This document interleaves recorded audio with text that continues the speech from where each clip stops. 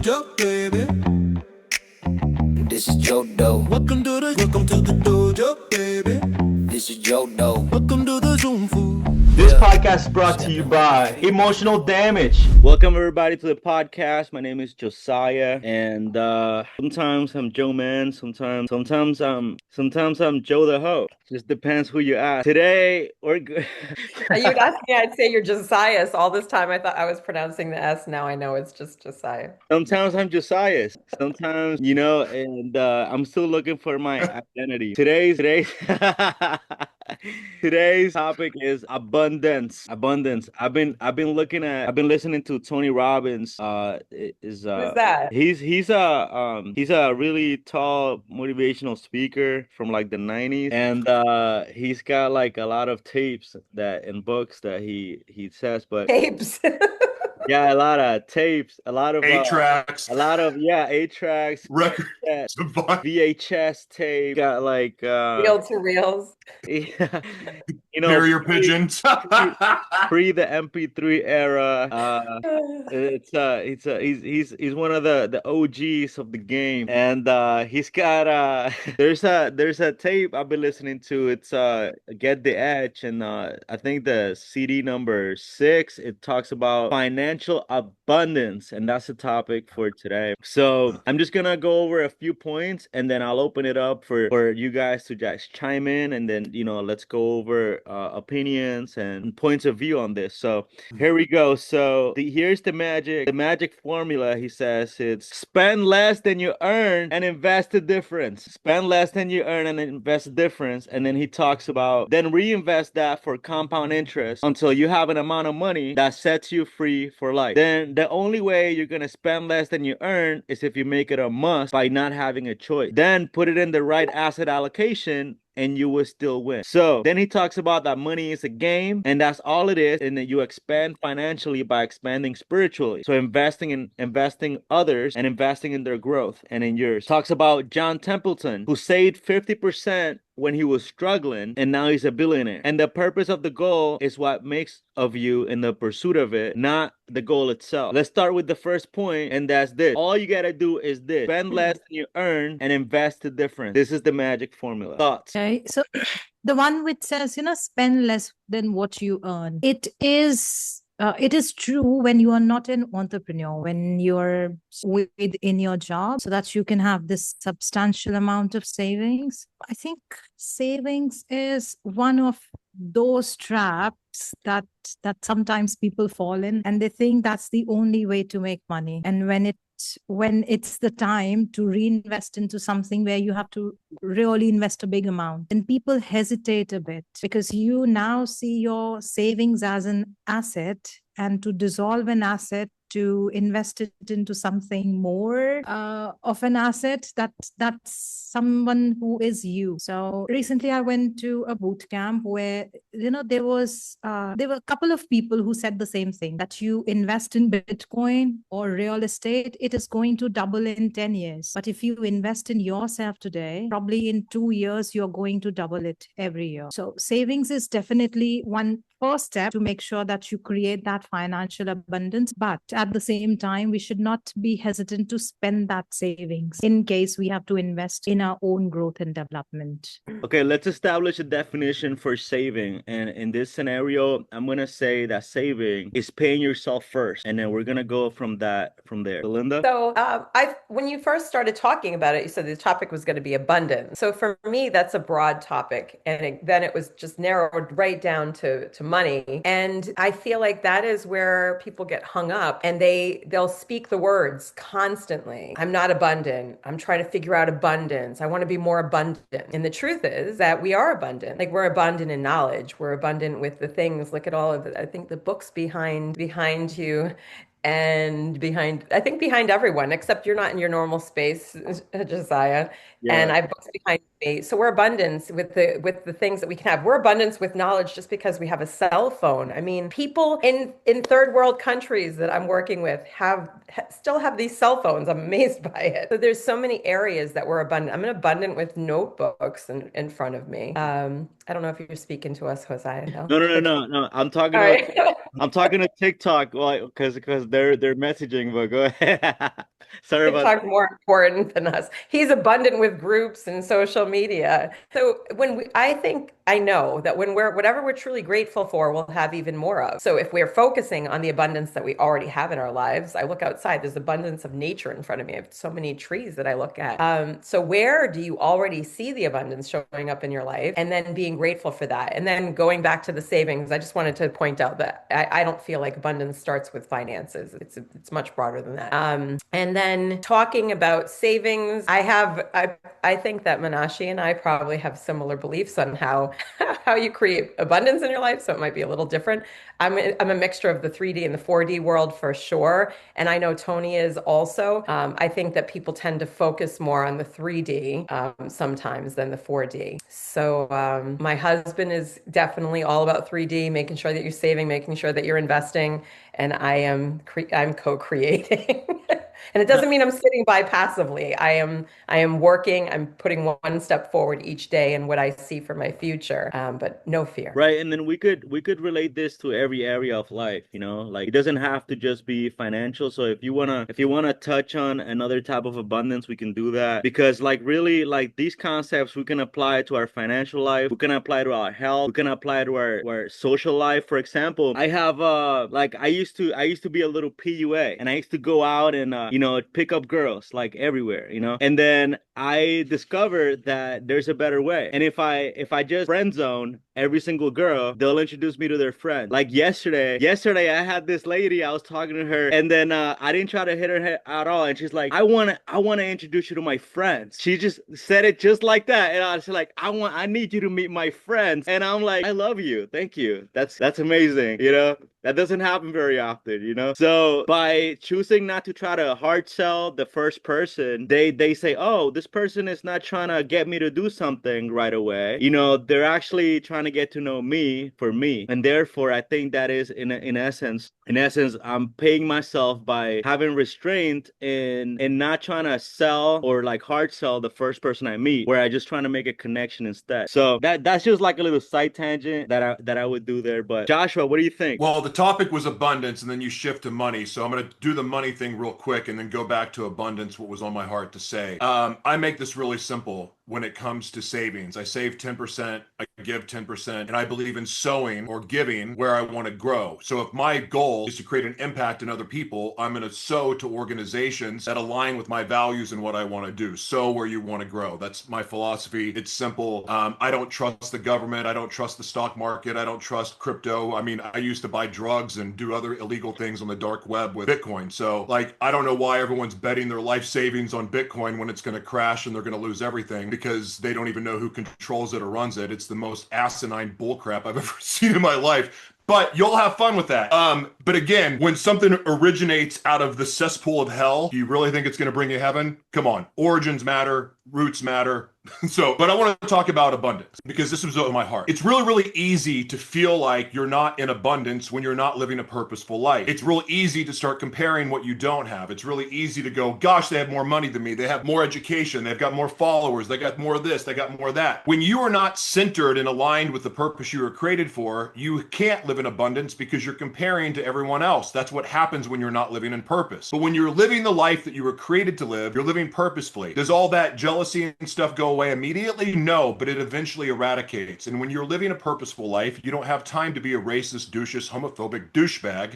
You are focused on yourself and being the best version of yourself that you can be. In that process, you start to learn a new level of gratitude. And in gratitude, you find abundance. And in abundance, you start to really, when you feel abundant, you love more about life. So when hardships come at you, when challenges come, when failure comes, or you get kicked off the internet, or you don't have as big of a following as the other people, whatever, it doesn't matter, because you're running your own race. You are living your own purposeful life. And when you live that way, it is abundance because you're grateful for every little thing. You're not comparing who's got more. You're saying, I can do better today. How can I improve? How can I get better? How can I move closer to my purpose and do what I was created to do? That's abundance. And that's abundance, and it can never be taken away from you. Mic drop. So that's my kind of abundance. Mic drop right there. All right. So the second part is then reinvest that for compound interest. And then he talks about the example of the 18 holes. You know, if we were to go like Josh, Belinda, Meenakshi, were to go play golf today, and I said, hey, let's play 10 cents a hole. And then I said, but let's do a little trick. Let's here's the twist. We're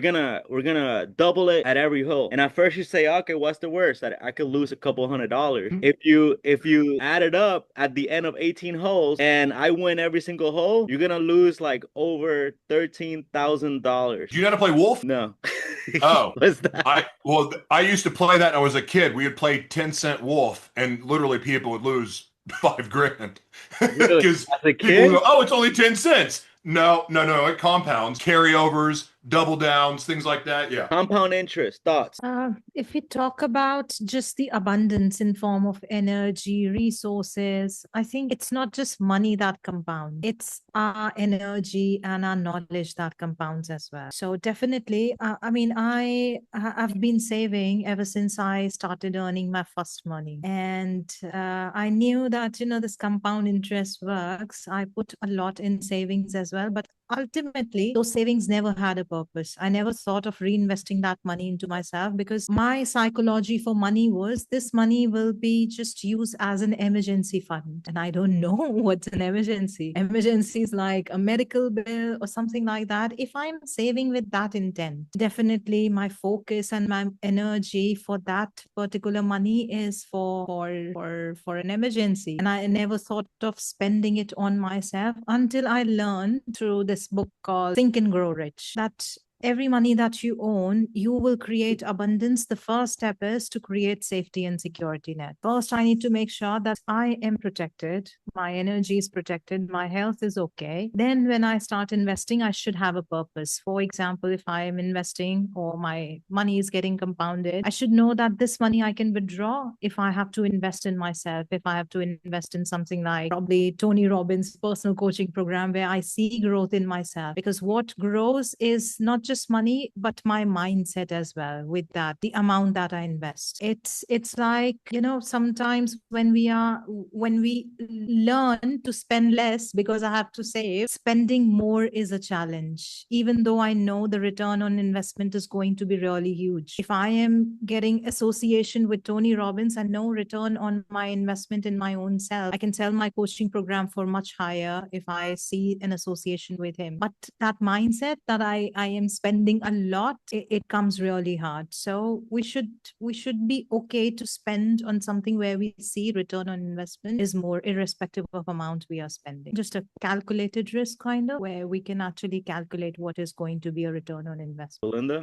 I love what Manashi said about what is the savings for? Because and some people will say, I'm going to save for my retirement. And for me, I don't even know if that's even a word that's in my vocabulary. I don't want to retire. So what are we saving for? I love that. I'm going to put that into my savings and look at it and say, what are we saving for specifically? I know we have like the long-term savings and we have investments, but what are they exactly for? I love this. I know that for personal development, because I'll bring it back there, because that, I think the more we invest in ourselves, that is going to give us the best return on investment, whatever we're doing for ourselves, mentally, spiritually, physically. So, like you could take what you just said about golf and you could put it into reading. If you read for 20 minutes a day, you will read 16 plus books a year. The average person reads less than a book a year. Are you guys having a bromance like you and Meenakshi? Because it seems like you're like Why not? You're like, I love her, and you're like, I love her, and I love what she said. I love what she said. So Joshua's taking it to the next level. I was going to write preach on there. He reminded me of Tony Robbins, the command of what he was saying. And it's so powerful. I know that for myself, I'm going to take what you said, Manashi, and really focus my attention on that. Because if I create a powerful why, just like we know about everything, it makes you want to save even more, whether it's long-term, short-term. What's your why? Like Tony talks about, it's not little pieces of paper. We don't want more pieces of paper. It's what do we want to do with it? And I know I do not resonate with the word retirement. I don't. So what am I saving this money for if I don't ever see myself retire? inspiring. I love this so much. I don't really have that much more because I'm really focused on what she said. I'm thinking, why? All Why right. am I saying this money? All right, let's go to Go to Josh. someone else. Monica's here. Monica's here. Monica, welcome. Joshua, let's hear from you. Can you guys hear me? Oh, yeah. Yeah. So let's hear from you, Joshua. You were talking about the game Wolf. Well, listen, I'm not a financial expert by any means, but there's just very basic principles that I believe in, and the saving 10% and giving 10%. That's not a religious thing. I don't even know where. I think The Alchemist is where it talks about it, but I just know applying it to my own. The richest man in Babylon. Thank you. Yeah. I appreciate that. And that's really, really simple. And also, regardless of where you're at financially, 10% you can afford. I really believe that. And I mean that towards the people that live on disability or fixed incomes. You can save 10% and you can give 10%. That's very, very possible. But the other thing I want to talk about when it comes to giving, and I know the subject is savings, I'm going to get there. You can also give energetically, like give your time and give your talent. I believe in kingdom principles, and that's not a religious thing. They're universal principles also. But in my world, time, talent, and treasure has equal value. So if you come and serve and you have a gift, but you don't have money, well, that gift has value to me. So there should be some type of exchange. That's the world that I live in. And that world allows anyone to play because we all have gifts, we all have talent, we all have something to offer. So I want to say that ahead of talking about savings and money, because I'm sure there's people listening right now that are on disability or on a fixed income, and they're like, where the hell am I going to get money to give or save? So I want to address that. And what I've also learned energetically through living this way for the last 10 years is that you can serve, and that value, it's like, so where you want to go, I'm going to serve in that area. That has value. And so in a way, that's the same thing as you giving. Like, you will be blessed for that. I believe that with all my heart because I've seen it firsthand in every type of community you can imagine around the world. This is in the poorest parts of Africa, the poorest parts of India, anywhere in the world. You have value. Regardless of how much money's in your bank, you have value and you have something to offer. So I want to get that part out first. When it comes to compound interest and savings and things like that, I'm not an expert in that, and I think anything I would say about that would probably be irresponsible because it would be an opinion. And when it deals with money, when money matters, I think it's best to stick to principles as opposed to opinion. And again, I wouldn't invest in this stock market, or I wouldn't invest in any of those things that are not tangible, because it's like a slot machine. There's a game attached to it, and I don't think that that's wise, especially if you're somebody that is limited financially. I think there's better places to invest. So I believe in investing in people more than I do I think people are the real commodity. And especially in the days and age of technology, I would rather invest my time and energy into helping other people grow and realize their dreams than I would investing in money. Now, I know that sounds crazy, but I've seen a much better return investing in people than I have a stock market or a bank or anything else. Well, yeah, actually, that's a part of the lesson. Because he talks about investing. Where is it? Oh, expand financially by expanding spiritually. Well, God, I believe the creator I believe that not only the creator created us to create, but part of the reason why we are blessed with the gifts and talents that we are, yes, we get to enjoy them. But truthfully, in my opinion, I shouldn't say truthfully, but in my opinion, our gifts and our talents and even our life experience is more about how we can serve other people and improve their lives than it is about us. And that is the ultimate. I mean, if we're doing what we're created to do, you can't get much closer to our creator, can you? Can you? Can you? Can you? Can we? Can we? I can't. I never feel closer to God than when I'm creating. Like, not even when I'm talking, or not even when I'm praying. I don't even care what name you use for God. I actually don't even call God because I feel like it's demeaning at this point to someone that created everything and is inside of all of us, including the animals and the trees, the birds, flowers, and bees. God seems like a really simplified thing to call the creator of all. But that said, I've never felt closer than when I'm creating or when I'm serving. And I was an evangelist too, by the way. So it's like, I couldn't tell. Well, I was also a devil too, but that's in my books. That's the duality, man. That's the duality. I lived it. Yeah. Well, I also had multiple personality disorder. I healed a year and a half ago, where that stopped. But yeah, I talk about duality. I have sexuality. So, Sexuality. He's not bipolar. He's multipolar. That's right. Not anymore, though. Not anymore. My characters are all still there, but they all play together now, so they may show up. Hey, Colin from TikTok wants to know, what do you know about fasting? Me or anyone? Oh, listen, I'm an intermittent faster. I think it's amazing. Now, mind you, when I take the Rick Simpson oil for my medicine, which is for the pain of my head moving like this, I take that at night and it gets really, really hard to not eat. But intermittent fasting for me is like the ultimate way to live. And here's the other thing that's beautiful about it. One, it's a sign of self-discipline to cut yourself off. However, I also don't like telling myself no. So I love a good cheeseburger. I love a steak. I'll eat freaking tacos and burritos like every meal. I love food, right? So by intermittent fasting and having that discipline, I also allow myself to eat what I want. However, I'm also fully aware that certain foods affect my body negatively. So I am cautious about what I eat, but I'm going to eat me a cheeseburger and feel good about it because I also fast. And so I believe in it. I think it's... I heard something. So I heard this about one of the things that convinced me the most about fasting. It was none of the studies. It was a guy in the military. He told me, and he was saying, and back when we used to have to hunt for our food, our brains became heightened of awareness because we had to look all around for food. Like it was scarce. So our brains became, because it would eat the fat and everything inside of our body because there was no food, it's heightened alert. And so when I heard him talk about that, like how much sharper you think and blah, blah, blah. That's what convinced me to start fasting. And I kid you not, before I broadcast, before I'm on stage speaking, before I'm emceeing, I will not eat because I want to be that clear. Now, what I do love about the fasting part is when I get to break the fast. It makes any food taste amazing. So that's my opinion.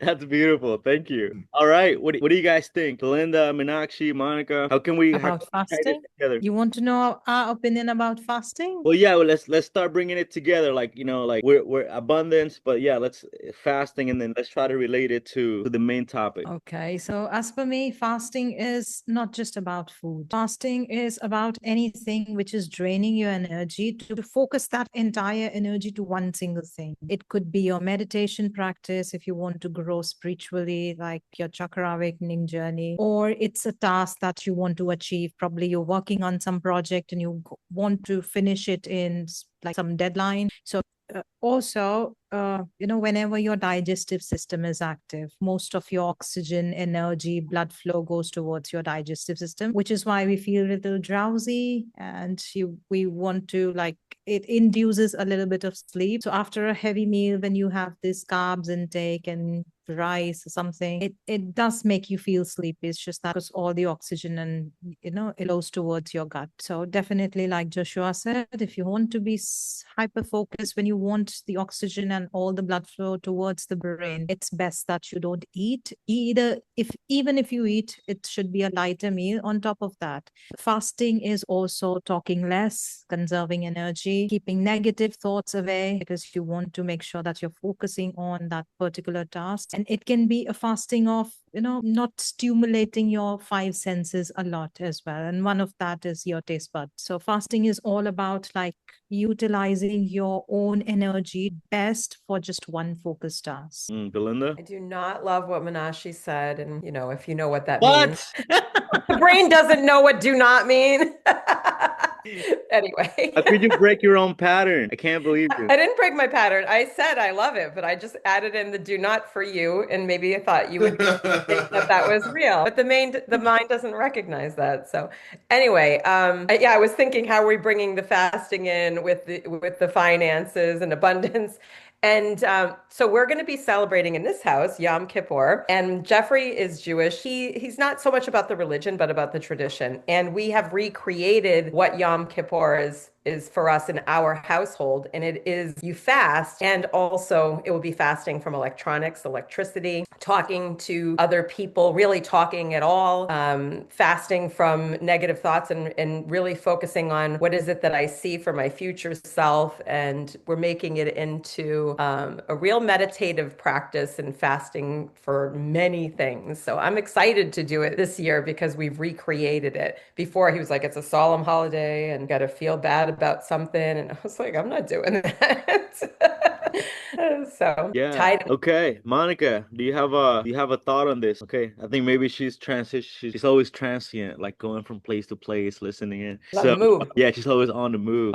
Okay. Oh, so now let's touch on the three buckets. The three buckets. What are the three buckets? So basically, spend less than your and invest the difference. Where do you invest it? Tony talks about three buckets. He talks about number one, the bucket of growth. So you take a bucket, you put money in there to grow, and then like so any type of high risk investments, like it could be in your business, it could be in stocks, real estate, wherever you want to invest in. And then the second bucket is the bucket of security. So once you make profit from the growth bucket, you put some in your security bucket for long-term savings. That's for a rainy day, that's for retirement, that's for all that. And then the third bucket he talks about is the dream bucket. That's where like all your passion projects, like for Belinda, Bloom Communities and their blue monkey, and you know all the dream stuff. You have an amount there for the dreams. You want to take a vacation, a trip around the world, you know, like or many trips around the world, or you know you want to own an island or have a stable with ponies and or a farm with chicken. That's the dream bucket. So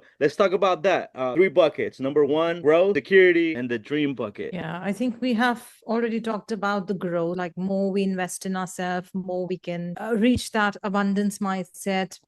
Giving less time to your work will be worth more because we have invested in our knowledge, time, energy, circle, everything. Second thing that I need to talk about is security. If we feel that we are in fear, our safety, security is in threat, then our brain starts to think differently. I'll give an example that, you know, it was a research done on Indian farmers, how Indian farmers were, whatever income that they are going to make the entire year, especially the farmers who yield one crop a season. So they are going to get that entire income for the whole year in just a couple of sales towards the beginning of the year. So the intelligence level, the IQ level of that farmer who had abundance towards the beginning of the year were higher than compared to the rest of the months, which were closer to their money scarcity, and the IQ levels drop. So when we think that we are not being secure financially, our IQ levels is going to drop as well. So whatever we do, it's not that we put everything into like one basket, like keeping your eggs into different basket. And first thing should be that I keep my like the one of the baskets should be about, in case I'm not able to make money for next 1 year or 2 year, this should be my safety net that I can. And then we can start about investment in growth, in dreams and everything else, but security and safety first, because if safety is going to get jeopardized, everything else falls. You can't think about growth because your mind is going to go into scarcity mode, and so is your dreams. Belinda, I was going to block my ears so I couldn't hear her. do you love what she said, or do you not? Do you? So I would not, for me personally, I wouldn't do security first, and I don't know if she would, but for me now, it would definitely be about growth. So for the majority of my life, the beginning of my adult life, I was very much about security and certainty, and although I was learning, I didn't really understand what personal development was. I read about it. I loved it. I was interested in investigating in the mind and how things work, but not recognizing that you could change things. I thought you just, you know, find out this is why I am the way I am. So for me, investing in personal growth is first and the other things are second. And I call it visions instead of dreams, because I used to have dreams and those can sometimes not come true. But when I have a vision, I see it, it's done. And what does he say? Like, as far as financially, does he have a number? Does he have a percentage? Is it equal in Tony's book for the growth, security, and the Well, vision? it's just like he really encourages you to be flexible according to your age. For example, if you're older, then you might want to put more into security, you know, because you don't have like as much leeway for risk. Like if you're younger, you can lose everything and make it all over again. But if you're older, you just probably don't have the energy or the vitality or the constitution to go out and start over 4 times, you know, like you know. So that's why he recommends on that. So he leaves it up to your discretion, but it's based on your savings. So let's say he says start out with 10%, like we're talking about here. Start out with 10, but he talks about like the biggest example, John Templeton, like billionaires usually save 50 or more percent and then use that to reinvest. So that's the whole dynamic there. So Joshua, what do you think? So this is probably going to be disruptive, but I don't like talking about the same thing everyone else does. So I'm gonna share my own thoughts here.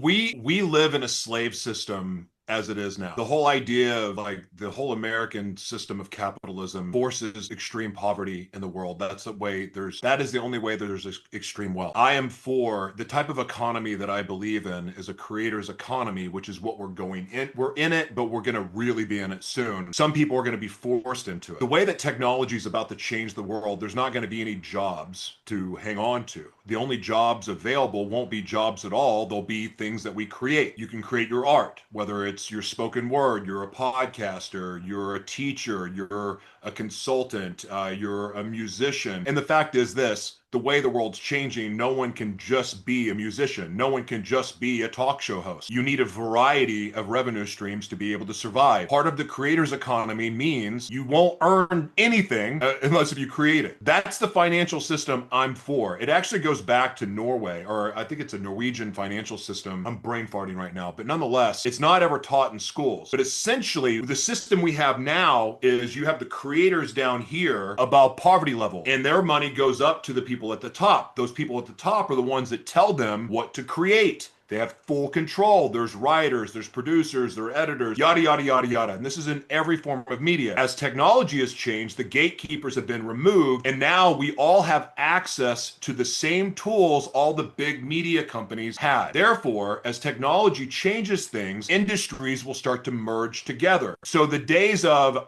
oh, I'm an actor. Well, you're probably broke because you can't just rely on acting checks anymore. Hollywood has no relevance anymore. Celebrity's dead. We live in two different worlds as it is now. We have the social media world and you have the cable TV world. And like those are two worlds, but there's really different worlds going on than that. That said, all of that stuff is collapsing. There's a new financial system coming. Therefore, everything that people held on to before, my degrees, I'm a doctor, I'm a celebrity, I've got 20 million followers, it's not going to mean anything. Not at all. The only thing that's going to be available is what for revenue streams are two things. There's going to be two classes of people: those who create and earn, and universal basic income. This is global. This is not a national thing. It's not a statewide thing. This is going to happen all over the world sooner than later. I know this because I speak at the UN. I know this because I write books about the future. This is my expertise. So the whole idea about living your dreams in this conversation, I want to focus on this. While it looks like all hell's about to break loose, and it is, there's also the opportunity of a lifetime for everyone. That is to create the life that you want. There's two definitions of media literacy. There's the original version, which was deciphering between real and fake news. The other definition of media literacy is understanding of how to use the media tools available to create endless revenue streams using your God-given gifts, talents, and intellectual property, aka your life experience. So think about this for a second. There's some people like me who have a really dark past, been in jail a bunch of times, overdosed a bunch of times, was mentally ill, multiple personalities, broken homes, suffered every type of abuse you can imagine, mentally ill, batshit crazy, all the things, right? So when I turned my life around and made that decision to start pursuing the life I was created for as opposed to the one that I'd been living, when I made that decision, there was no getting a job. I didn't have an education. Yes, I had tons of successful work experience because I made a lot of money, but I didn't have an education. The only job I had was being an owner. So when I didn't have any money and I was homeless and I was trying to find an opportunity, there wasn't getting a job because I didn't have an education. I was still mentally ill. And like there was all kinds of issues getting in the way. I had no other option than to go all in on me, which, by the way, I had a lot to offer. I had tons of experience. And so what happened on accident, I didn't realize this, but I was just following my heart because I knew I had to go all in on my dream. And I won't go into the backstory of what I do and how I do it and all that other stuff, but that was my only option. And understanding all of the different media tools, even metaverse, and understanding how to monetize all of that is what not only helped me live the life I was created to live, but also provide for myself. And that, because there was no other option. I mean, look, I guess I could have been a Walmart greeter, but considering I disassociated, I would probably have murdered someone. That's not a good idea. Good thing I don't disassociate anymore. But my point is this: There's ex-convicts out there. There's convicts out there. There's people locked in shadow prisons that eventually may get out. But because they've had so much of their life taken from them, they don't have an education. They've got the scarlet letter of I'm a felon. So going to get What's gainful what's a employment, shadow prison? hold on. Getting gainful employment doesn't help them any. They can't do it. So what do? They go back to a life of crime. Human trafficking victims. 93% of human trafficking victims go back to their captors because the devil you know is better than the one you don't know. So what I'm getting at is this, and this is where I'm done. We have this opportunity for every single one of us now to pursue our dreams, do the things that we love, showcase our gifts, our talents, provide value, and we can start with no money. You don't need money to start because 95% of the media tools that you need to do so are free. So everyone has an opportunity right now to pursue your dreams, and if you don't know how to do it, hit me up because I wrote the book on it and I'm really damn good at it. What's a shadow prison? Shadow prisons are front-facing businesses that look like hospitals, or they may look like a different type of business. In this case I'm talking about hospitals. They're all over the United States. It's called civil commitment. If you know the term, odds are you know the term because of Britney Spears. There's different types of civil commitment, but nonetheless, they're both horrific things. In this case, men are locked up under the guise of civil commitment and they're not charged. There's innocent disabled people that are locked up in these shadow prisons that have no shot of ever getting out. They are tortured, forced into prostitution. I've got tons of interviews. They're all over the internet. You can find it. They're disturbing. I have whistleblowers from nurses and other people that are blowing the whistle on what's happening there. Like there's some really scary stuff happening here in America that affects all of us, whether we realize it or not. And oh, by the way, our tax dollars are funding the rape and the trafficking and the drug trafficking within these prisons. We are funding it, and it's a nightmare. And again, there's so much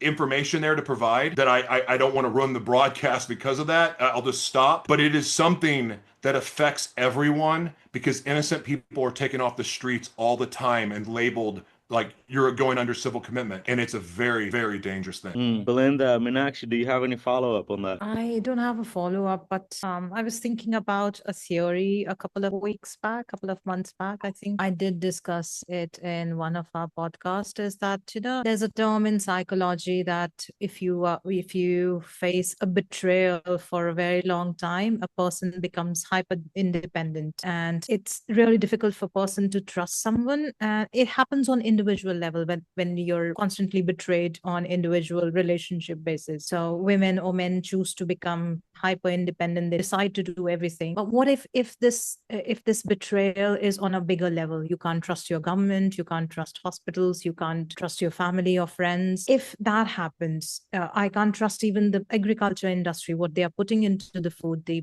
pesticides, the genetically modified vegetables. So what is the option that is left with me? I will become hyper independent.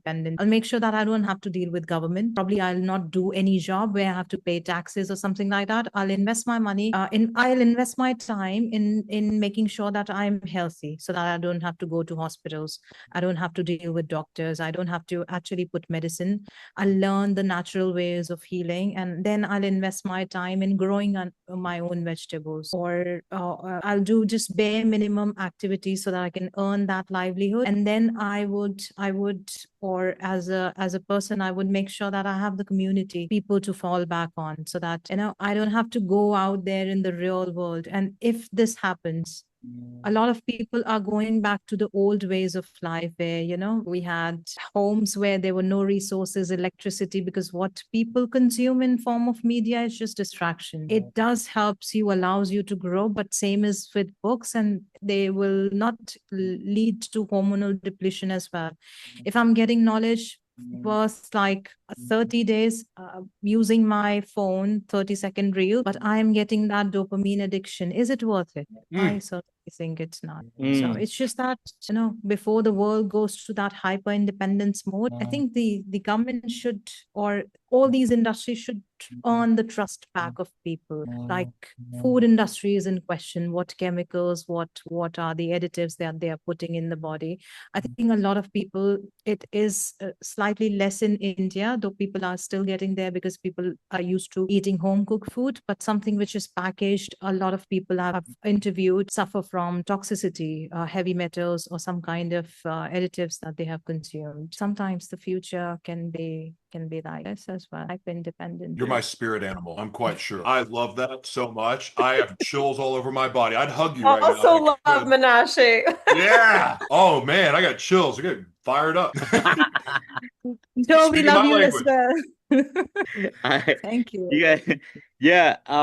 You know what I get from this is back to, back what Joshua said. It's, basically, because like money is a game and that's all it is. That's money. So expanding financially by expanding spiritually, just how he's super passionate about human trafficking. I think that's one of his main things too, like helping out with that. And so investing in others. So Tony talks about like money is just a game. So basically, once you beat the game or once you get really good at the game, then it's really not about the goal of making more money, but it's the goal of accumulating more money in order to have the power to do the things that you want and need to do. So now, like, you're accumulating, you're playing this game, and as you beat this game, now you gain more abilities to be more and become more and get more and give more and grow more and do more. And I think ultimately, that's what Joshua is exemplifying here, where like, he's done all these things and he's speaking about all these things because he's able to now because of the decisions he's made. And it's like, me personally, I'm starting over. I'm focused on spend less than you earn right now. That's how I'm like, spend less than you earn and reinvest. Once I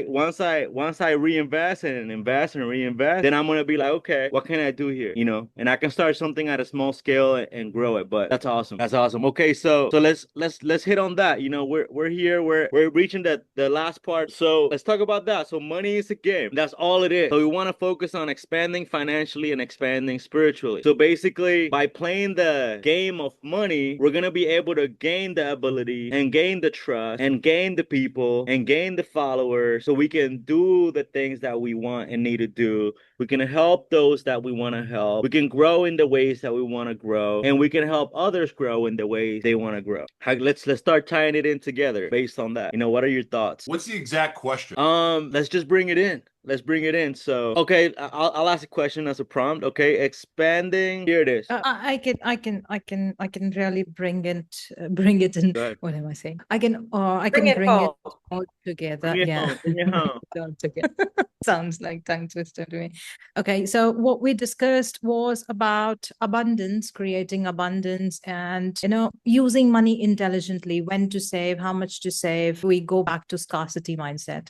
So creating abundance starts from the first step, that in order to create abundance, we should have at least something. It's not that zero can suddenly grow into abundance thing. We should have something, and that something starts from small amount of saving. When you spend less and just keep saving, start saving, and from that savings, you should know what are these savings for. So keep it for your growth, security, and your dream, and start pursuing all three together. Because what life is going to be 5 years later, what future will look like, we don't know. It can go crazy expensive. The travel might get restricted. We don't know when wars are coming, what's coming. So instead of waiting that I'll spend this money 10 years later, these are my dream goals. This is my dream bucket that I will take after 60. Make sure that you have dream bucket starting from today. And so is your growth. Not that once I hit 40, then I'll invest in this program. You don't know whether the program will exist or not. Tony Robbins is alive today. We don't know if he's going to continue running his seminars or something like that. Though there will be something else. But if I idolize Tony Robbins, if I'm saving for his live event and I think of a goal that is going to be 5 years later, I don't know what's going to happen. So everything should start from today, and I should be able to pursue all these three things together. And the final result is I am going to expand the amount of money that I'm earning per hour because I've invested in my growth. That is first. I've prevented burnout by making sure that I'm working towards my dreams as well. Because if I'm all about work, at some point of time, I would want to give up because there's no incentive for me. Why am I even working if I'm not pursuing my dreams today? And that drain, that burnout can sometimes leads to mental health illness as well, which again puts you in negative. You will have to start from zero again. So make sure that we pursue all these three buckets together and just start with small savings and then a little bit investment on all these three things. We should be sorted towards creating abundance. Yes, and then to follow that up, like he said, know what it is the savings are for. That's like actually that's step one on Tony's steps. He says define what wealth means for you and what it's gonna take to get it. Then he says lock it in. Then define it and create a plan. That's 3 and 4. Then make it a must for you and reasons why you have to be that person. Then 6, get that plan. 7, follow through with that plan. 8, make yourself responsible with what shows up. 9, do not give up when it's tough. 10, make your life a business. At the end of the year, have a profit. At the end of the year, at the end of every year, have a profit. 11, don't let others' opinions sway you to do the opposite. And 12, get good coaching. Don't let Perfect. Yeah, go ahead. Oh, I said I have. Yeah, I've read something similar in Russell Branson's event as well. What he said that, whenever you're investing, don't see your investment as like you're spending. Just check 3 scenarios. What's the best case scenario? How early you can get your investment back. So also, I can relate it to a book that I read from Deepak Chopra. So yeah, that book is called Abundance, and it talks about that, you have to respect money and respect money's choices, and one of it is circulation. We think that savings is something that we have put in bank and it's going to double every time or something like that is going to grow itself. Yes, definitely it does. But if you're circulating money in terms of like return on investment, like Russell Brunson said, that whenever you're putting an investment, just check what is the best case scenario, what is the worst case scenario, and what is like a medium pace that you can get your return on investment is. So if you are still able to make money from the worst case scenario, that's still worth investing. And I think that's pretty much what Tony Robbins said, that, purpose and then following up and 11 more steps that I can't remember. No, absolutely. So, but here's the last part here, and we'll start ending with this: asset allocation and gratitude, which goes back to what Joshua said earlier. Asset allocation for wealth, and then having gratitude, which Belinda touched on. I was listening to the previous Zoom we did a month ago about this, and she said we're missing something. We're missing something in this conversation. She said, "What about gratitude? What about gratitude, Belinda?" If you start with gratitude instead of figuring out how you're going to invest your money, I really think it's the other way around. I feel like people are so focused, the society is so focused on, oh my goodness, I got to figure out what's my wealth, where am I going to invest my money, and that's what's going to create their happiness. And I can tell you that in 2017, according to the world, I should have been happy. Have a house, have a family, live in an affluent area. My business, some years it was making $1.5 million. I was miserable. I hated it. I didn't feel successful. I did the wheel of life, and I think I put a 1 or a 2 in finances and then a 1 or 2 in business, because it was the world's view of what I have, this amazing house, but my idea of what I was supposed to have on top of that was so much more. And 6 weeks later, after the investment in myself of the Unleash the Power Within was the biggest game changer of my life. And from there, 6 weeks later, I did that same wheel and I told the truth. And all of a sudden it's at 6, 7, or 8 where I am. And then I realized that was financially, but my business, I was in a business of making money, and it didn't make me happy. It didn't feed my soul. So I completely changed everything. And then I went on a mission of serving people. And for a while I didn't make money, but I felt so successful. I felt successful while I wasn't making $1. I was running free groups. I was learning. I'm like, I'm the most successful person in the world. I remember sitting at a ski resort, reading and studying, and people came up and they're like, the place is so loud. And they're like, what are you doing? I felt like I was the most abundant, successful person in the place. I mean, 40 something years old and restarting my life. By the way, people 50 years old now that's like the new time to start your careers. If you look that up, it's a thing. So it's not too late. So I feel like it's really important not to just think about where do you want to invest your money and thinking that's what success is about. It's where are you going to invest your life? What are you investing everything in? And that's where you get, what is Tony said, success without happiness is the ultimate failure. And it's true. Okay, and then Joshua, to tie it all up, how can we use the creator economy to gain the outcome that is ideal? I like that question. I have a lot of answers, but I'm going to give you this one. One of the most beautiful opportunities, like I'm going to come at it from a different angle. The creators economy allows us to do something pretty unique. Right now, I think we're all pretty aware of how screwed up things appear through our media devices. We don't know if it's AI half the time, and very few people actually take the time to see if it's AI. We scrape things off of the headlines and the posts that we see across all platforms, and what we have is news feeds full of opinions and regurgitated talking points that were some scriptwriter came up with. We have a unique opportunity with the storytelling economy to accomplish a few things.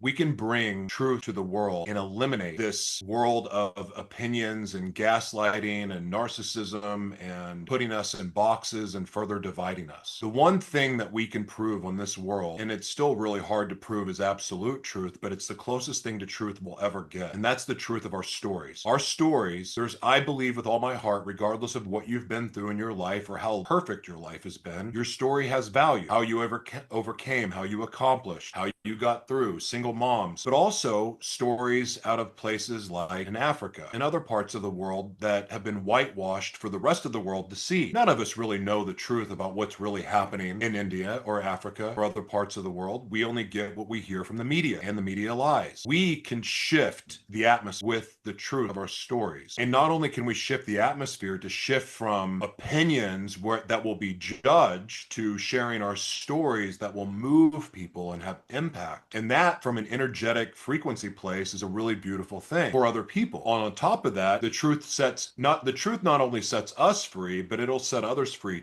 too. But the other side of that is that it can also help us become financially free. Because even if you don't have money in the bank right now, there's things that you can do using media tools to start earning revenue today. I've written 3 books on it. They're free.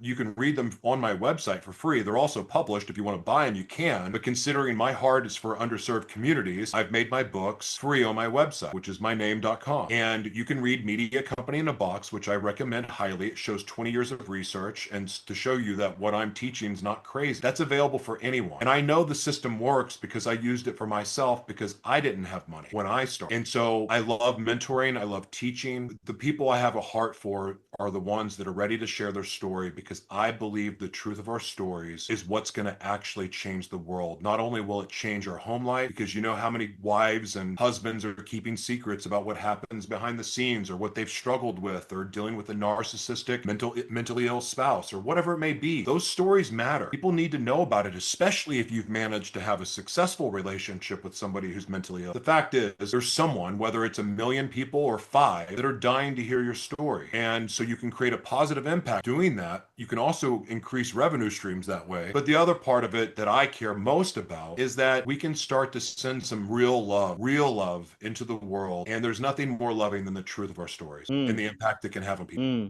Joshua, I noticed something. When you're speaking, you don't have the tick. Like you're honing it. How does that work? Can you tell us? So I feel the energy of all of you. Like I mean, not to get weird, but I can feel what your pain is. I can feel your emotions. I take that on physically. I can't help it. But the other thing is that I feel technology in my body too. So they're called frequency induced tremors. I can feel cell phone notifications inside my body. When it storms outside, I can feel the lightning in my body. And when you all talk, the energy hits my body, and that's what causes me to tremor. When I get locked in and focus and talk like this, I can stop the tremors. But what happens is there's a delay. You know, like a wind-up doll? That's kind of what happens when I talk. So what will happen after this broadcast is I won't talk for the rest of the day because of how it'll affect my body. I lost the ability to speak for a few months because of what happens when I talk too much. I'm doing much better now. I only live in isolation 80% of the time. I was like 99%, but it's very, very challenging for me to be around humans because of the energy that I take on. It kicks my ass. But I do much better when I talk from the heart, and it kind of stops them for a little bit, but then they come back. That's fascinating. Yeah, I've had it since January of 24, and it's taken a lot from me. And the reason I was passionate about media before because of what it had done in my life, and I was on my way to accomplishing a lot of my big goals, and then this happened, and then I almost died multiple times, and just it's been rough. But that said, a few months into it, when I couldn't talk, I was like, God, what have you done? Like, I've done everything that you've asked of me to do, and what's happening? And then I was quickly reminded that I chose this. When I surrendered my life, it was all that came. I chose to be a vessel, and I chose to be used. And really, what I've learned is this: the message that I had before didn't resonate with people, or at least in the way that I needed it to and wanted it to, in the way that was on my heart to. But it was funny when the tremor started and I couldn't talk anymore. I ended up writing 9 books in a year, and that opened the door to me actually accomplishing my bigger visions, like speaking at the UN, teaching all over the world, working with people from in every different community you can imagine around the world. That opened the door, like the books did. It wasn't me talking. So when my voice got taken, even though God, I believe I was created to use my voice, it allowed me to pour into building the infrastructure of what I needed to do to fulfill my mission. And when I did that, all the other doors started to open for me that I wouldn't have opened had I been an able-bodied, guy. I mean, it was weird. I'm disabled. I'm legally disabled, but it's not for the tremors. It's for mental health.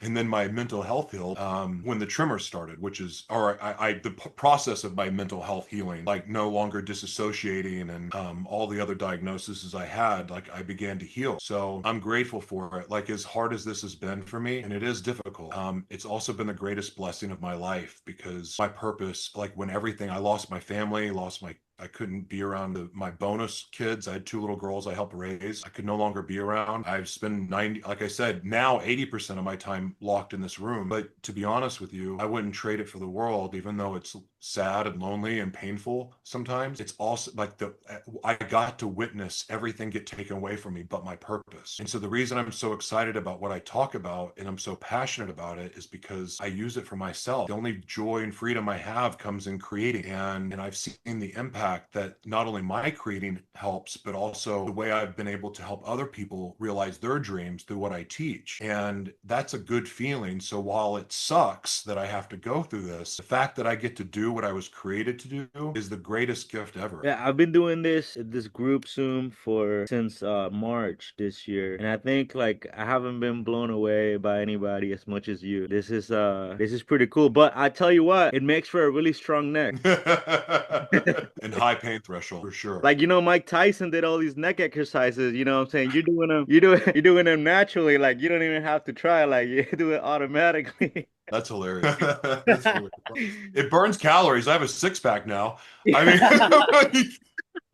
I look in the mirror like, damn, I got abs. Like, this is a good workout. I mean, I did weigh 300 pounds at one time. So like, this is, I mean, mind you, that was a long time ago, but yeah, I'm pretty sure it burns calories. So even though I do cardio, I get extra all day. Yeah, man. Oh my God. You could package this. You could package this.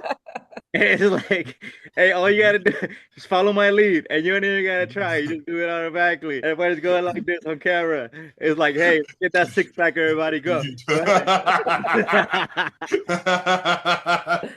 You don't want this, I promise, but it is funny. No one wants this. So, back full circle to when I was like 10 or 11. I remember like in Puerto Rico, in Bayamon, Puerto Rico, my grandma's house, her neighbor had a condition similar to this. And then she would always be going like this in her head. And then, I would always wonder at 10 years old, what is this? I don't know if it was the same thing or not, but she would have like head movements and she would go like this a lot. And she would just come over and like say hi and like, like break bread or whatever, just say hi to my grandma and stuff. And she would just come over like this. She would be like this. And full circle, like I haven't met anybody since then, like since like 10, 11, like 12 years old, when I was like in Puerto Rico, when I didn't even speak English that well, that I met somebody like you. But Interesting. she wasn't. It's not the same thing, but I know what it is. Okay. Yeah, I know what it is and it can be treated. Okay. So, not yet anyway, not yet. But there's a fun term for people to look up if you want to know what it is. It's called the biodigital convergence. And so if you want to look it up, that'll give you a hint. But there's a long story there. So Yeah, for sure. Wow, that's crazy. Okay, that's amazing. Belinda, do you got? So we're over here, like almost over. This is it. So let's start wrapping it up. Like, what are your reflections? What are your reflections on the conversation today? Wow, we've taken it so many different places. And what am I get? Are you asking what my biggest takeaway is, or what's the question you want? What are we going What is your for? general reflection from today? Like, you could tie in as much or as little as you want to from the conversation, and then just So reflection for today is I think the fasting and naming what is it that you're saving, what are you saving for? That's really important to me, and that's what I will be reflecting on. And I have the opportunity to do it for a full 24 hours, so I'm looking forward to that. Fasting from a lot of different things, and then reflecting. I'll reflect on this conversation, and I love that Joshua says he's like, I'm not the financial person, and neither am I. I'm not a financial advisor. My husband would be like, I'd advise you not to listen to her. I do things differently. But I you're love the the spender. You're the conversation. spender. He's the earner, right? But no, it's not I'm the spender. I am the believer. And he, he's And he's the very visionary. 3D. What? And the visionary. Yeah, I'm the manifester. I Mm. manifest. He doesn't believe so much in manifesting, so then he ends up being the worker. He's like, I gotta Ah, work really hard. I'm like, well, that's your belief. that's your belief. Oh man, I wish I had a Jeff. Oh. No, that's not how. Let me tell you a story because that is a belief that Jeff has. But let me tell you a story about something that happened in my life, happened for me. So I started off, I was doing coaching one-on-one, and then I went into group coaching. But my passion is around my free groups, and I do a lot of accountability groups around different thought leaders. It's my favorite thing. I get to watch other people grow. They go help other people. And a woman came to me, and I organically was getting clients from these groups, and it wasn't my intention. I actually didn't accept clients from the groups for a while because I was like, no, that's not why I created these groups. Anyway, so a woman came to me a couple years ago and she said, what is it that you see for your future? And I explained to her about Bloom Communities, and my real, like, ultimate goal is to get this work into elementary schools, preschool, because that's going to change the world, right?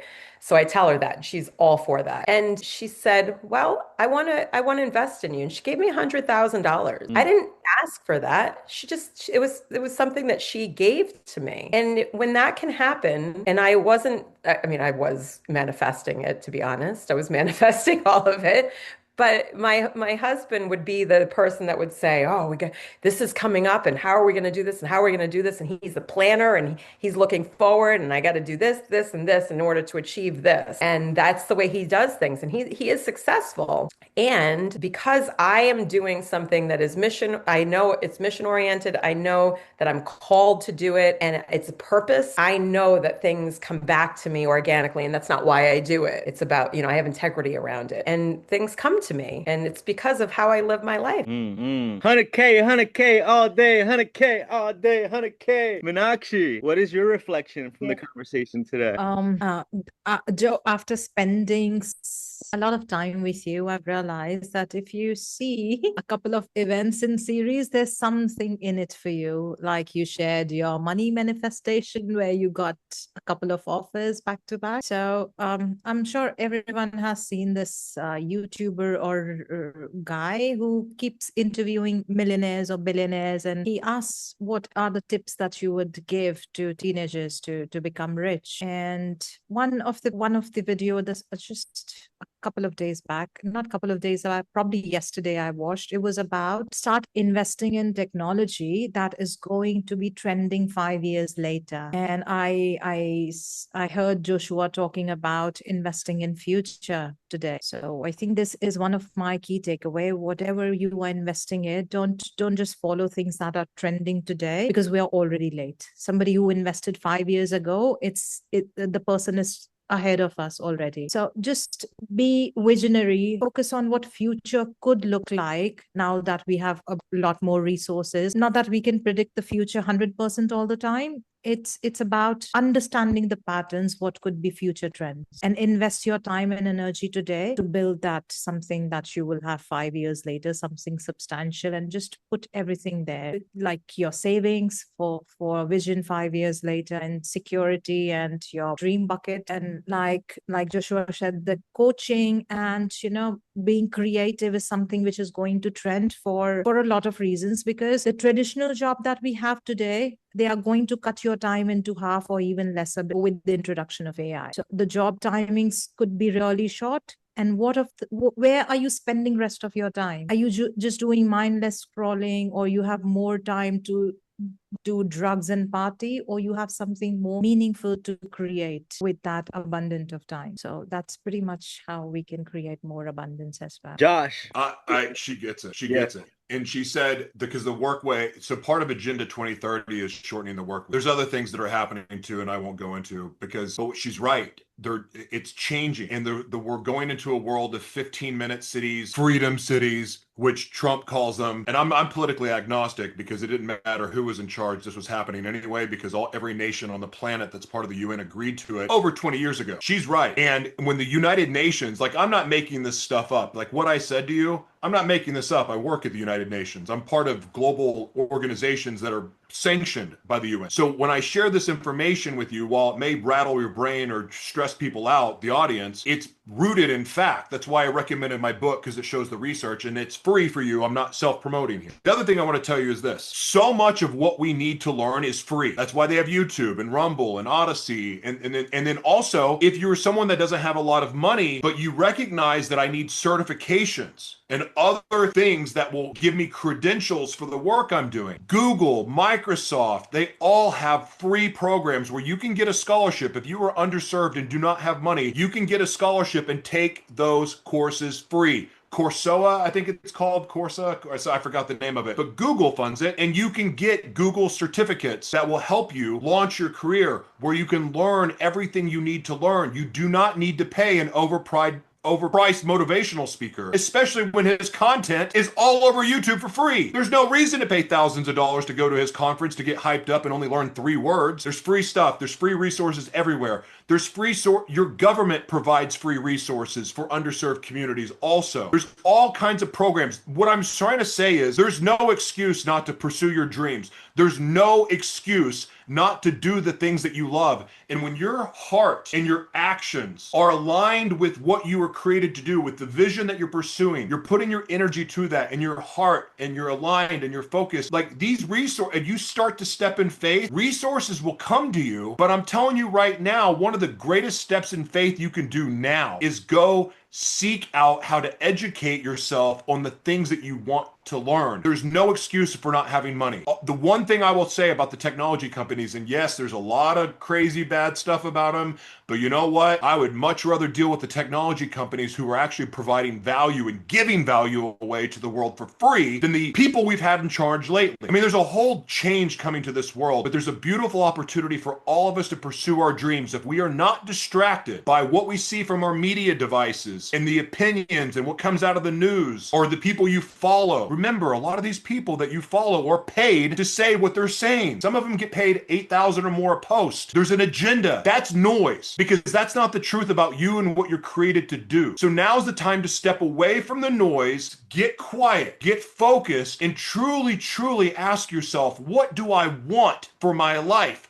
What do I want to accomplish? What did I dream about? What do I love doing? What injustice do I want to eradicate? Where have I been silenced that I should no longer be silenced anymore? There's a vehicle for all of you right now that you can monetize your life. You can monetize your experience, and using free media tools to do so. And that in itself can be freedom, because how many of you have been silenced?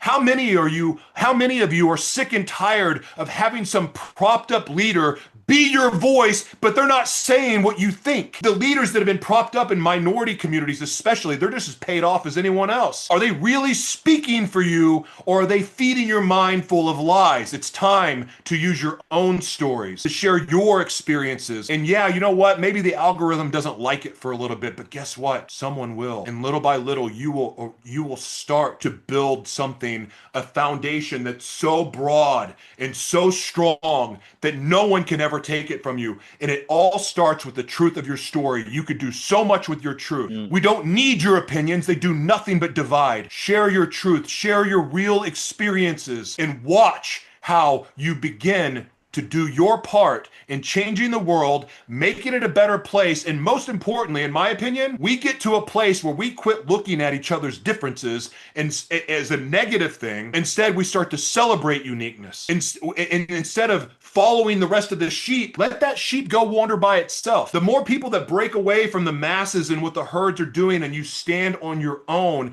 and you share your truth, what will happen is your tribe will come to you. And the last thing I want to say is this: we're going to a very tribal world. It will be tribal digitally, like the metaverse, the internet. They're going to have tribes and communities all over. So your truth is going to attract your tribe. The days of celebrity are over. The community leaders are the ones that will be famous. Now, your community may have 100 people. It may have 1 million. It doesn't matter. Digital ecosystems are going to exist. And then in real life, hear me out. This is why you want to begin sharing your story now. That's the last thing I'm going to say. Because right now, I told you about the two classes of people. You have the creators, people that take a part of the creators economy, that know how to monetize what they create instead of giving it away for free. And then you're going to have the people that take universal basic income. The people that take universal basic income will be slaves. Everything you do will be monitored and tracked. You will not be able to travel. You will not be able to leave your 15-minute city. And it's really practical why. You will not be able to afford the carbon tax. You are the carbon tax. Creators, however, will have multiple revenue streams, and they won't need universal basic income. So they will be free. They will be able to travel. They will be able to afford the carbon tax. They will not be slaves. They will not be controlled. That's why it's called a creator's economy. And for all the people that talk about the beast system, the end of the world, this and that, no, what it is, I'm telling you right now, you're going to have a creator's economy where people are free, and then you're going to have the people that are enslaved because they take universal basic income. And guess what? Nothing's free. That's a I also mouthful. need some time to sink it in. Well, I mean, there's 100 books from world leaders that say everything I just said. The only difference is people don't read what the world leaders say, not realizing they're the ones that actually control what happens in the world. Your local politicians, this current, Hello? listen, now's the time to set yourself free. Break away from your political parties, like your opinions, putting yourselves in boxes. It's start sharing your truth. It's needed. And I promise you have please, if anything I say, remember this. This is the one chance you have in this entire lifetime, the easiest, most efficient chance you all have of making those dreams you had as a little child come true. There's never been a greater time in history to make your dreams come true than right now. And you don't even need money to start. my last question would be this, man. Belinda's gotta head out. So for those people who are confused, disoriented, feeling hopeless, feeling helpless, clueless, even, what's a baby step they can take right now in order to begin the process of clarity and like to start getting ahead and then start building something, like anything that they can compound into becoming a creator, a successful creator? Is this question from? Oh, I was going to say I have to go, but I'll answer really quick if that's okay. Yeah, do. So I know that for my own story, I knew that if I was going to read a book and go through meditations or do a 12-week program, I need to have community around me. If I have another person or a group of people with me and we're all doing it together, I'll be successful at it. So if there is something that you have passion around, just go on Facebook or at whatever social media and say, hey guys, I'm going to start studying this. Who else wants to do this with me? I did that years ago. I did that in 2018, and 150 people said, I want to join. And I've said this before, so people won't be disappointed. 5% of the people show up. So I ended up with like 5 or 6 people, and they went through it. And at first I was like, oh, the old stories. What's wrong with me? I must not be a good leader, blah, blah, blah. It's not true. It's just 5% of the people show up. So do the math. It'll be your parties. It will be anything that you do, 5% of the people show up. And I went through so many different things with my community, and it was selfish. I wanted to do it for myself. And what was great is people were like, thank you so much for giving me this space. And I'm like, you helped me. And like Joshua said, I love going to live events because it fuels me up and I can give more and I can lead more. But to go through these things with people, you're learning, you're teaching. The easiest way to retain information is to teach it. So you'll learn it even more. It's going to get into your entire body if you're teaching it to somebody else. So go out and find a book that you love. Find a thought leader that you love. Find Dr. Joe has 4-week meditations. I lead this group over and over and over and over. And take people through it with you. And you become a leader in your community if that's what you want to be. And the community, like Joshua said, it could be one person, it could be hundreds of people, thousands, millions, whatever you want. And I need to go. Bye. It's nice meeting you. I love you. It's so nice meeting you, Joshua. I would love to have a conversation with you. Reach Bye, out guys. anytime. All right. Yeah. So back to you, Josh. So for those of you confused, do you want to follow up or on that? So confused, disoriented, hopeless, feeling helpless, clueless. What's a baby step that you recommend? Surrender what no longer serves you. I mean, that is as simple as it gets. But if I think about what began the changing of my life, I spent most of my life, and I'll make this as quick as possible, but I hated my father. I hated him. I showed up late to his funeral, an hour late, high on cocaine, and it was a complete disaster and wreck. But I hated his guts. And when I was in jail the 6th time, facing 5 years in prison, I was put in isolation because, well, I mean, even though this was a true statement, when I got arrested, I thought, well, LA County is pretty scary. And I'm like, and I'd already been there once. So like, I didn't really want to be back. So like, you know what? I'm going to tell them I have HIV and maybe I'll get special privileges. And I do have HIV, but I thought I was going to get special privilege. So they didn't. They put me in the psych ward and I was put in an isolated cell and I couldn't see anybody, but I could hear all the crazy people next to me. It was a freaking nightmare. Anyway, long story short, it took about 24 hours or so for the drugs and the tequila to wear off. And at that point, then all of a sudden I realized that I'm not getting out of this. I can't run. I'm facing 5 years. There's nowhere to go. And I get really, really it's frustrating. It's scary. I don't know what to do. I'm realizing that I've just absolutely thrown away my life. I've thrown away every privilege that I was ever born into. Yes, I had bad things happen to me, but still I was born with privilege that most people don't have. And so I've thrown away all of these opportunities, all of these gifts, and I'm just like, I'm wrecked because of it. But then I'm going crazy because of all the crazy people screaming. But then anyway, there was a process of me finally starting to talk to the Creator. And I'm like, why won't you fix me? Why won't you change me? Like you've changed everybody else. I hear all these people like, they're radically changed and all of these things happen. I'm like, that didn't happen for me. I've tried to turn my life around a bunch of times and here I am back in jail. Why won't you fix me? You have to forgive your father. Like that's what I heard. Forgive my father after what he did to me, what he did to my mom, what he did to my sisters. Are you out of your effing mind? What do you mean forgive my father? It happened to him too. Hearing those words shifted everything for me. And here's what I'm getting at. I'd spent so much time and energy hating my dad. When he was suffering with melanoma cancer, got in his brain. He was doing full brain radiation 30 days straight. Just not even the man that he planned on being. But I hated his guts. I had no compassion for him. I hated him that much. And in that moment, I realized that not only did I hate my father for being what I was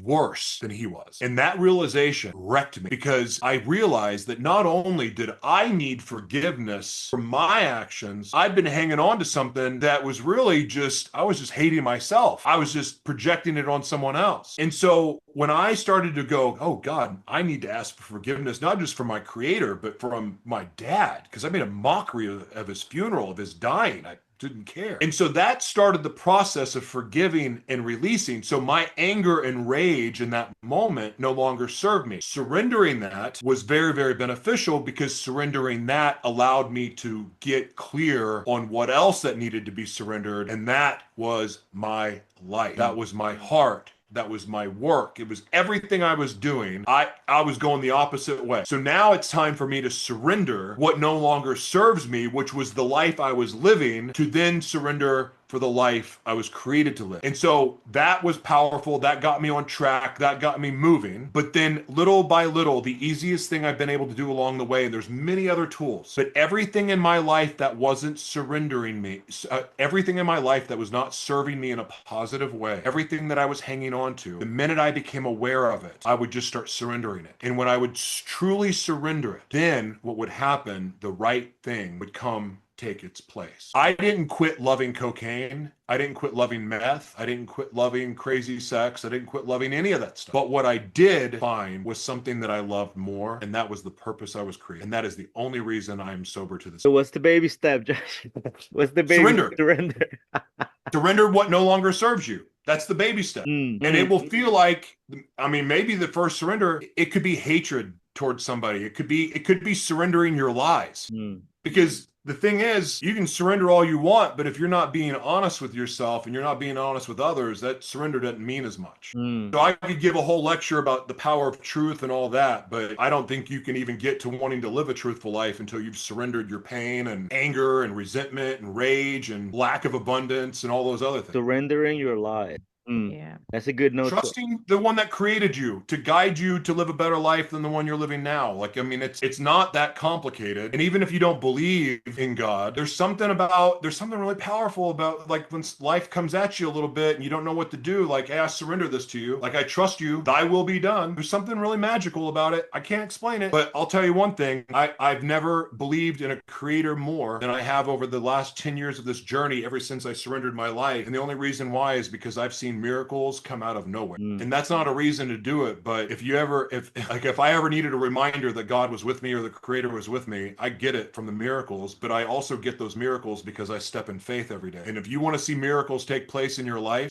do something every day to step in faith, and you will see miracles take place in your life. I was talking on Monday, we were talking about like, I have this thing I do where I get lost on purpose, and then I try to find my way throughout the day, it's and that's kind of like, so we were talking about like intention and intuition, where like you learn to trust yourself and learn to trust that whatever is meant to happen will happen regardless of how much you try to force it. And that hits my heart, because I really do want to do that, and that feels like surrender to me. It's like I'm surrendering not to like the certainty of the GPS, not to the certainty of ChatGPT. I'm just trusting myself that I'll be able to wind up where I need to wind up, regardless of the circumstances. And yeah, if I have to add to it, like the baby steps for clarity, there's only one thing that I recommend is taking action. Unless you have taken action, you wouldn't know whether it's working or not. So take imperfect action every day. Just check where you can improve. Then just take an improved step, and then just check what else you can do for improvement. And by the time you will take the action for 20, 22 times, you will see that it's much better than the first step that you took. The clarity is better, and you know what is the direction that you should be moving. So when I started all over, like leaving my corporate career, I had least clarity what I'm going to do with my life. And everything was just very new for me. I did not have choice. I have to make money. I had to start making money because savings were limited. And I actually invested in a very expensive program to keep me accountable. I had no choice to take action, because the guarantee of the program is if you take action, only then you will get result. No matter how scared I was, no matter how uncertain I was, I started taking those imperfect actions. And I think it's been a year already, and I see myself much more clear on where I'm going to go in terms of mindset and as well as strategy, because it's like I've improved the strategy over time. And just to be very honest, whatever we are going to do first time, we are going to suck at it. Doesn't matter what it is. The only thing that we can do is just improve the next time, and next time, and it just happens. I think you might have realized it because you have done this podcast like a couple of times, maybe 100 times, if not less. Yeah, but you know how smoothly it runs for you, how effortless it is for you, and everything just flows really smooth compared to the very first podcast you might have done. repetition. Right, yeah, repetition for sure. But man, I think, man, Josh, man, like I'm so grateful for you to come today. I mean, actually, of course, I'm grateful always to have you here. But Josh, man, like, man, I think man, you need to be in on Joe Rogan, man. Like, I think like you're that caliber of guest, man. So you have probably over 40 hours of material to you know, Word. like many, yeah, many like 3 hour interviews, 4 hour interviews. You could probably go on your own, and oh my God, man! And I mean, like you said, you're already an Not accomplished, anymore. Oh, I'm not an evangelist anymore, but okay. right? Sorry, I didn't mean to jump you. Yeah, no, and I get it because my father, I grew up with my father being a pastor, so I grew up with seeing people preach every single week for 3 days a week, and and it's like it's that extra thing. It's not just what you say; it's what's inside you that you're bringing out, and it's like it's I don't know, man. I don't know what it is, man. Do you know what that is? Mm, I mean, you feel it because it's true. There's like, even if I have a crazy story, mm, but when I share my story or if people read my first book, The Devil Inside Me, which is my story, mm, I wrote a more censored version called A Fight for Me, but everything started with truth. And because people can feel truth, people know when they're being lied. Maybe they're not paying attention and they're not aware that they're being lied to, but when people are present and we're being dishonest, they feel it. So therefore, if they're present and you're being honest, they feel that energy because the truth is supernatural and it matters to people. It's not that it's my story, it's just that it's true. I share what's true, mm. the best way I understand it. But your truth, anyone watching's truth, will have the same impact in a different way, maybe. If I shared my whole truth, or if you read my book, The Devil Inside Me, a lot of you would go, that dude is mother effing crazy. Okay. But at the same time, there is an audience for it. And all the people that think I'm crazy, when I first shared my story, The Devil Inside Me, and we released the movie, it won 8 film festivals and we did it with no money. That in itself is kind of amazing. But when I shared, I had a lot of people run from. A lot of people would not associate with me. Girlfriends or wife, girlfriend, like they embarrassed. They're ashamed because of the life I had lived. My own church rejected me. And I, like, as painful as that was, here's the thing. When shit's hitting the fan in other people's life, when someone's dealing with a husband that had sexual identity issues, or someone that had multiple personalities, or another mental illness, or PTSD, or someone who was dealing with cheating or narcissism, or someone who was dealing with drug addiction or sex addiction or whatever, or mental illness, whatever it may be, everyone knows that the people that know my story know I'm the one person they can come to that won't judge them, that they're safe with, and that I'm going to be able to give the best advice imaginable because I've learned really well not what to do. And I've learned from very hard lessons in life, but you know what? I'm grateful for all of it, given my life meaning and purpose. And man, I wish I could take back, there was a lot of people that I hurt that I wish I wouldn't have hurt, and at the same time, I wouldn't change anything because of what my life has become now. I do know that if I would have been willing to be honest early on, I would have started healing early on. I didn't start my process until I was 36. I'm 46 now. I could have gotten help when I was 21. I could have gotten help after being molested the first few times. I could have, but I didn't. And little by little, a monster was created, and that monster got out of control. And then that monster, I wasn't a monster when I was born, but then I became one. And now I'm no longer one, but I still did those things. And I will always be judged by some for the things that I did. However, I will tell you this, I've never felt more loved in my life than I do now. And I've also never loved more than I love now. And none of that's possible without telling the truth. I'm not popular. I'm not famous. Most of the work I do is behind the scenes and I don't want credit for it. But at the same time, I know I'm loved. I have people to love. That's made life worth living. And not giving up on my dreams. That's being dishonest with yourself and with myself. I've been reflecting on this lately, and then that, like, not accepting myself fully and also trying to be something in order to be accepted by others, and lying to myself and saying I am this person. And I've been reflecting on this lately. I am not there. To be honest with you, I am not there right now. Where I am 100% complete, authentically present. I am not there. It's and then so for me, what would you say to me? So let's say, like, if I'm interested in going through this process, I know it's not gonna be easy, and I'm scared to death of it. Like, what would you say to me, like, to help me to take that, take a next step in this journey? Well, I've already told you surrender, and I've talked to you about truth. I don't I can feel things that other people can't feel, so I'm going to be very careful how I word.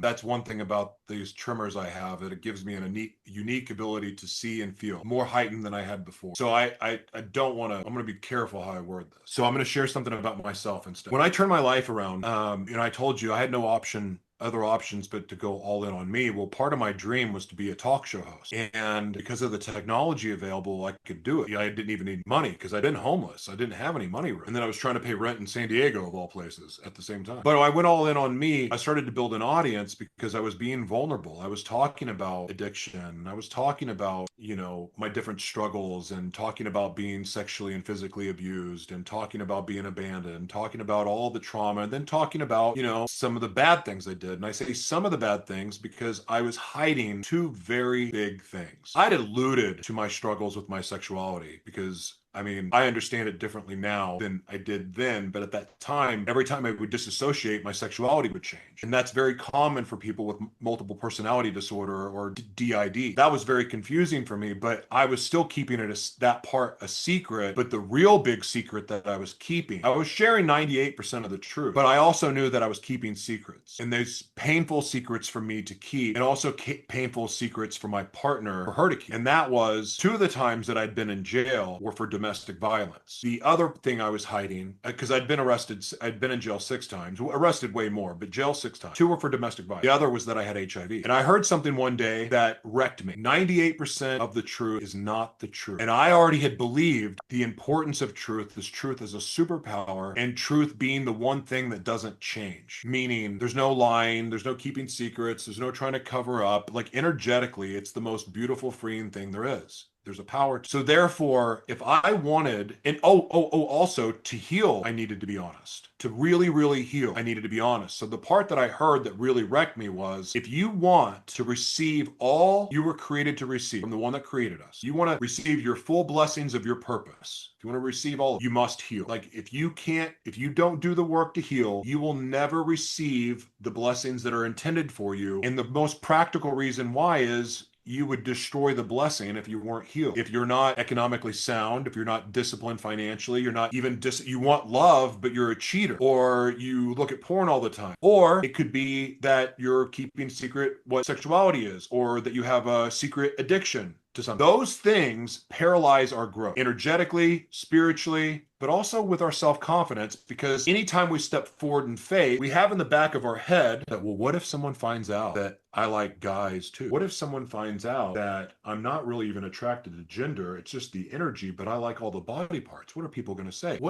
Or what if someone finds out that whatever the activity, like that was unsavory, that I would normally want to keep secret. So then that doubt and those thoughts would get in the way, and then I would sabotage my success. I had multiple opportunities to do national talk shows, but I was worried about people finding out that I was, had a very open sexuality.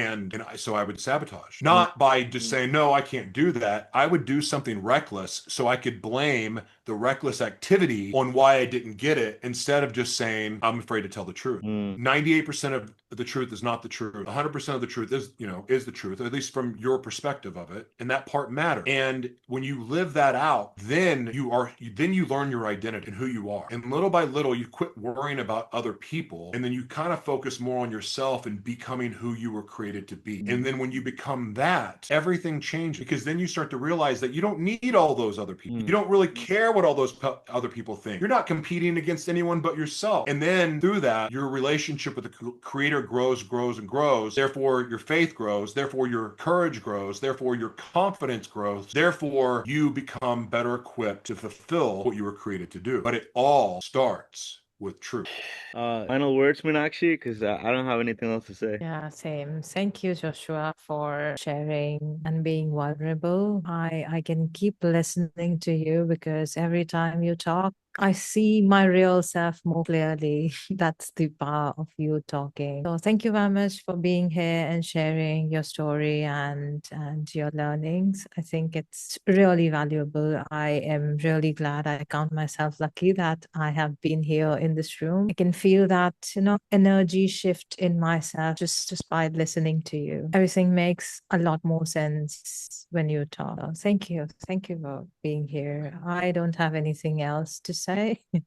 I just want to go back and keep this feeling within me. I think I'm getting a lot of insights and a lot of other breakthroughs. It's really powerful to listen to you. Same here. And also, if you have some time, I would definitely would love to connect with you one to one. I also have my podcast, and podcast is more about your transformation journey. So I would love to connect with you after this. I wrote your name down to connect with you, so yeah. Right, thank you. All right, thank you guys. I think we've gone over time, but it was for a good reason. Thank you, Joshua. Like I've also experienced breakthroughs today. You forced me to look deeper into myself, so I have deep gratitude for that. My pleasure. I'm honored to even have the opportunity to speak. Beautiful. All right, well, that's it. Thank you for joining, and we'll see you at the next one. Bye, y'all. Welcome to the Zoom. Bye. Yeah, yeah. Step in, wipe your feet, this a focus zone. White belt tied tight, but my mind fully grown. Bow to the moment, sensei say be here. I silence the noise, make the vision real clear. Phone face down, I don't scroll, I don't slip. While they thumb through distractions, I sharpen the grip. One target, one flame, let it burn in the dark.